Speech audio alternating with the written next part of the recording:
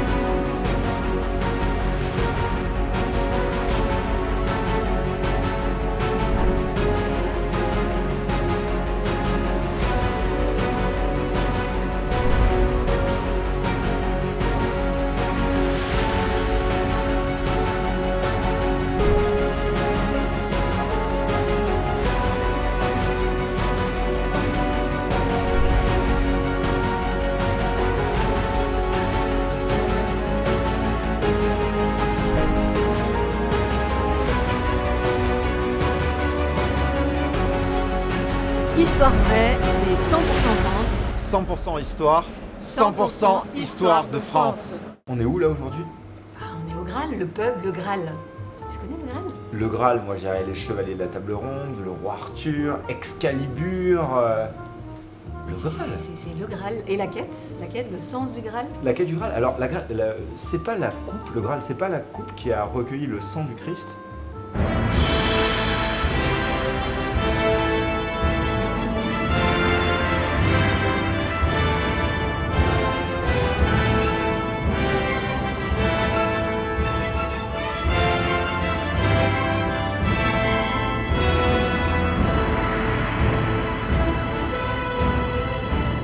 Si demain je veux devenir roi, je dois faire quoi?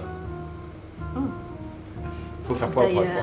Si tu veux devenir roi, déjà il va falloir que tu sois reconnu, légitime par l'Église catholique universelle. Donc un roi qui est sacré, aujourd'hui, c'est un roi qui est sacré à Reims. Enfin, globalement, il y a quelques rois qui ont été sacrés ailleurs, mais globalement le roi qui est sacré à Reims avec l'huile sainte, l'onction céleste, la sainte ampoule. Le premier sacre apparaît avec le roi Pépin le Bref. Et contrairement à ce que certains croient, Clovis a été baptisé à Reims, mais il n'a pas reçu d'onction royale, et l'onction royale n'est pas en usage à l'époque mérovingienne. Il y a des rites d'intronisation, d'acclamation du souverain, sans doute de bénédiction aussi, tout ça est assez mal documenté par les sources, mais il n'y a pas le sacre au sens de l'onction spécifique donnée au souverain. Le sacre apparaît chez nous en 751 avec la prise du pouvoir par Pépin le Bref. Là, il faut comprendre ce qui se passe. Il y a une rupture dans la continuité dynastique. Le dernier roi mérovingien, descendant de Clovis, qui tenait sa légitimité du sang du fondateur, est évincé et remplacé par l'homme fort du régime, le maire du palais, Pépin le Bref. il est porté au pouvoir par les grands. Il est l'élu des grands. Mais à cette époque, on ne peut pas être seulement l'élu des grands ou du peuple, il faut être l'élu de Dieu. La dimension transcendantale du pouvoir est absolument indispensable. Et c'est à ce moment-là qu'intervient le rite de l'onction qui est donné au nouveau souverain par les évêques pour manifester qu'il est l'élu de Dieu. Alors d'où cela vient-il? Évidemment, de l'Ancien Testament. La dernière fois, je t'avais posé une question, je t'avais dit, est-ce que le christianisme est un humanisme?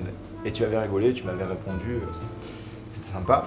Maintenant, ce que je veux savoir, tu peux m'expliquer la grande différence entre le christianisme et le judaïsme? Alors, il n'y a pas de différence, puisque nous, les chrétiens, à la base, on est judéo-chrétiens. Jésus, il était juif. Les premiers chrétiens étaient juifs. Donc c'est pour ça qu'on appelle les judéo-chrétiens. Et du coup, comme tu poses cette question par rapport au sacre, si tu veux, par exemple, l'onction des rois Saül et David dans l'Ancien Testament, on la retrouve chez les rois de France. En fait, le sacre des rois de France peut être complètement assimilé au sacre de David et de Saül.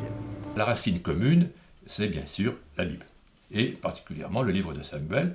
Quand les Hébreux demandent au prophète un roi comme tous les autres peuples, celui-ci se tourne vers le Seigneur et qui désigne son élu. Et les récits concernant le roi Saül puis le roi David en particulier sont extrêmement clairs. C'est Dieu qui, par la bouche du prophète, choisit celui qui va être à la tête du peuple. C'est lui, et tu vas lui donner l'onction. Alors l'onction le qualifie. Les textes montrent Samuel qui prend la corne d'huile, qui la renverse sur la tête de Saül, plus tard de David, et on pourrait reprendre les sources. L'Esprit de Dieu s'empare de lui, et il devient notre homme, Dieu lui change le cœur, etc. Il y a une mutation qui s'opère par ce rite de l'onction, que nous retrouvons évidemment dans d'autres sacrements. Nous en parlions de l'Église, qui sont des rites de passage. Alors, il y a un premier sacre de Pépin le Bref, qui est donné à Soissons, après son élection par les grands en 751. Et Pépin renouvelle un sacre en 754, et il se trouve qu'à l'époque, le pape a besoin de l'assistance des Francs pour résister à la pression des Lombards, qui vient chercher l'alliance des Francs, et il y a manifestement là une négociation qui s'est opérée, et à Saint-Denis, l'abbaye royale, le pape procède à l'onction du roi Pépin et de ses deux fils, Charles et Carloman. Ça, c'est qui est extrêmement important parce que cela instaure déjà une dynastie. Il bénit l'épouse du roi, Berthe ou Bertrade, et il sacre les deux petits garçons qui sont encore mineurs. Donc il institue ainsi une dynastie, mais comme Salomon a succédé à son père David, et les références vétérotestamentaires sont extrêmement nombreuses. Alors nous sommes, vous voyez, au tout début de cette dynastie carolingienne. Et ensuite, les sacres se sont poursuivis jusqu'à Charles X. Le dernier sacre, c'est Charles X en 1825. Et le dernier roi de France, c'était Charles X. Est-ce qu'il est légitime? C'est une bonne question. Donc, je vais juste te redire un peu comment ça s'est passé. C'est qu'il y avait trois frères. Donc, il y avait Louis XVI, le comte de Provence qui est devenu Louis XVIII, et le comte d'Artois qui est devenu Charles X. Donc en fait, les deux frères de Louis XVI, après sa mort, guillotinés, comme tout le monde le sait, en fait sont montés sur le trône de France. Est-ce qu'on peut dire que Charles X est légitime? On peut dire qu'il est légitime si, et seulement si, Louis XVII est mort au Temple. Et la grande question, la grande énigme aussi qu'on va pouvoir aborder dans toutes ces émissions, c'est finalement, est-ce que Louis XVII est mort au Temple? Si Louis XVII n'est pas mort au Temple, eh bien, Charles X n'est pas forcément légitime. Mais en fait, l'idée, ce n'est pas de prouver quoi que ce soit aujourd'hui, c'est qu'on se pose des questions en vue d'aborder la plus grande énigme de l'histoire de France, qui est vraiment, est-ce que Louis XVII a survécu au Temple, oui ou non? L'assimilation du baptême de Clovis à un sacre apparaît à partir du IXe siècle, et en particulier sous la plume des clercs rémois et de l'archevêque Hincmar. C'est le moment où la localisation du sacre n'est pas encore déterminée.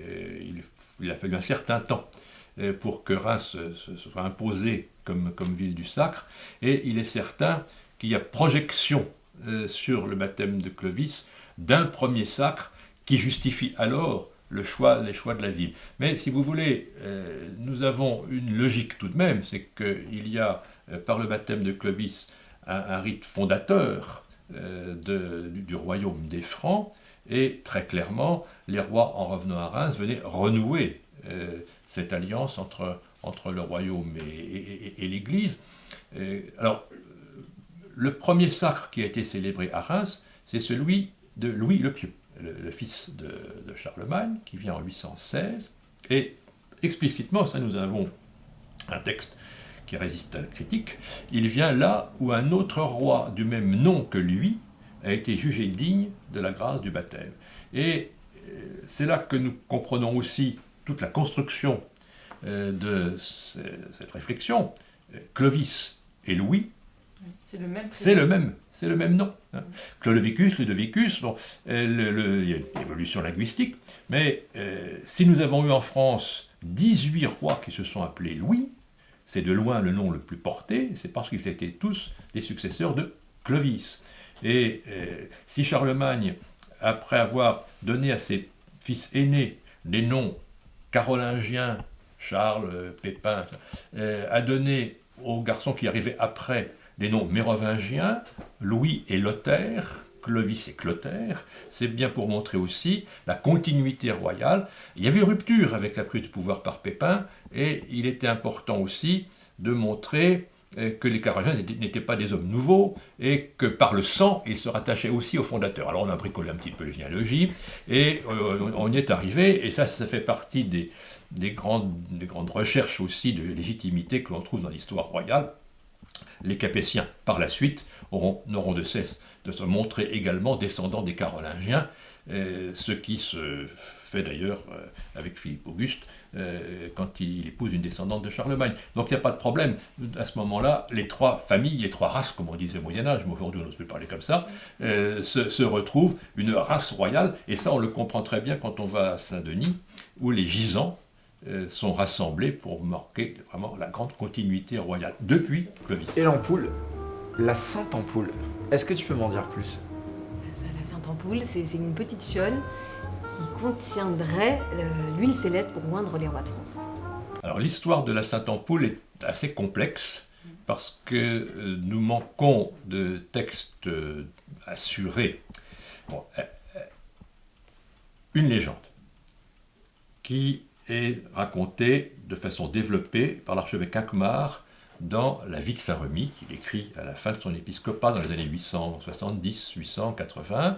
Le jour du baptême de Clovis, la foule se presse dans le baptistère, et le petit clerc chargé d'apporter la fiole avec les saintes huiles n'arrive pas à se frayer un passage jusqu'à l'évêque, qui est évidemment bien embarrassé, mais il s'adresse sa prière fervente, et une colombe blanche comme neige apparaît sous la coupole du baptistère, en portant dans son bec une ampoule remplie d'une huile à l'odeur suave, une très bonne odeur, etc. Et le roi est baptisé. C'est une onction post-baptismale, mais comme nous le disions tout à l'heure, il pourrait y avoir confusion après avec une onction royale, et est baptisé avec cette huile venue du ciel. Voilà le récit que nous avons. Il est postérieur aux événements. Aucune source de l'époque mérovingienne, Grégoire de Tours en particulier, qui est le plus prolixe, ne fait état de ce prodige. La Sainte Ampoule, cela dit, a véritablement existé. Jusqu'à la Révolution, elle a été brisée en 1793, et elle est décrite comme petit flacon de verre, tout petit, 4 cm de haut, dans lequel se trouvait un baume de couleur rougeâtre et sentant très bon. Alors, on a toujours cette confirmation.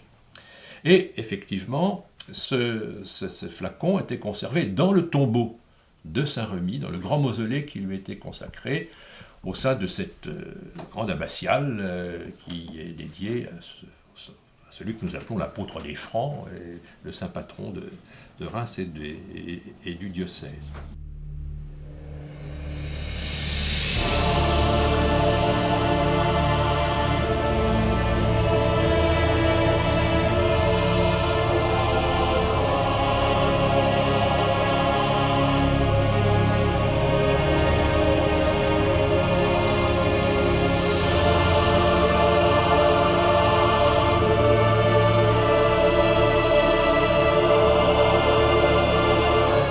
vient la Sainte-Ampoule? C'est la question qui se pose à l'historien.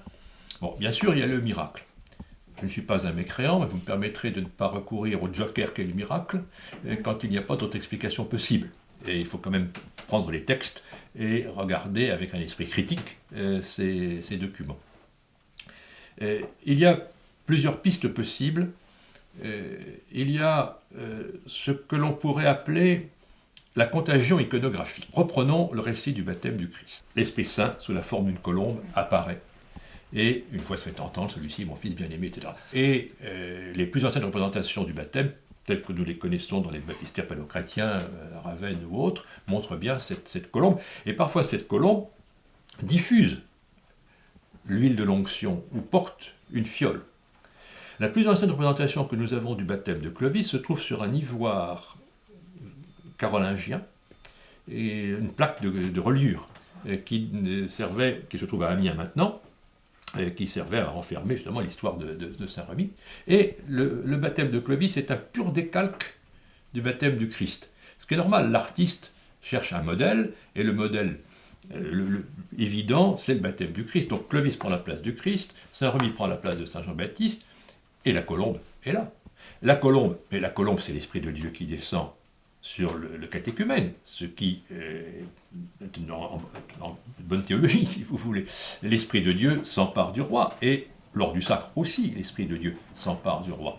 Mais quand a-t-on fait le passage entre cette image symbolique de l'Esprit et l'image réaliste d'un oiseau qui apporte une fiole? Alors c'est sans doute avec la rencontre de l'ampoule elle-même. Alors là, nous sommes dans l'hypothèse, parce que les textes ne sont quand même pas assez précis, mais nous savons qu'en 862, Hincmar, toujours lui, a procédé à la translation des reliques dans une nouvelle châsse, et nous savons que Saint-Remy a été embaumé, et que l'usage était effectivement de placer dans les sarcophages des ampoules d'aromates. Et nous avons dans les musées, musée Saint-Remy en particulier, d'autres exemples de ces petites fioles de verre qui étaient placées à côté des corps embaumés, ce qui explique, cela dit en passant, l'odeur de sainteté qui se dégageait quand on procédait à l'ouverture. Alors, conjonction entre une image et un objet, c'est l'hypothèse la plus vraisemblable. Je n'exclus pas complètement le miracle, bien sûr, mais l'historien professionnel, comme je l'ai dit tout à l'heure, ne peut pas recourir à cet argument. Mais il y en a encore. On la trouve toujours, cette sainte ampoule. Ah oui, c'est ça toute l'énigme aussi de cette sainte ampoule. C'est qu'elle aurait été brisée, elle a été brisée pendant la Révolution. Et en fait, elle a été récupérée par deux personnes qui ont mis ça dans des petites boîtes et qui l'ont redonné à un curé d'une église à Reims. C'est assez extraordinaire. Ça veut dire que donc la Providence a fait qu'on a toujours le contenu, un petit contenant de la Sainte Ampoule. La Sainte Ampoule est particulièrement mise en exergue dans le rituel du sacre à partir de l'époque de Saint-Louis. C'est à partir du XIIIe siècle que l'on voit se préciser dans les textes du rituel de l'ordo le cortège apportant la Sainte Ampoule depuis la basilique Saint-Remy jusqu'à la cathédrale, le geste de l'archevêque qui, la recevant, en prélève une parcelle avec une aiguille d'or et la mélange dans du Saint-Crème frais consacré au jeudi saint précédent, pour bien montrer que le roi est oint de la même huile, même à dose homéopathique, que tous ses prédécesseurs depuis Clovis, et qu'il est oint d'une huile céleste. Et effectivement, cette huile miraculeuse lui donne une aura tout à fait incomparable. Et les rois de France n'ont pas manqué de le mettre en avant pendant tout le Moyen-Âge et même au-delà. Le roi est le seul en Europe qui soit oint d'une huile d'origine céleste. On ne s'est pas empêché pour dire au roi d'Angleterre pendant la guerre de 100 ans qu'il était sacré avec une huile qu'on achetait chez les merciers, c'est-à-dire chez les l'épicier du coin.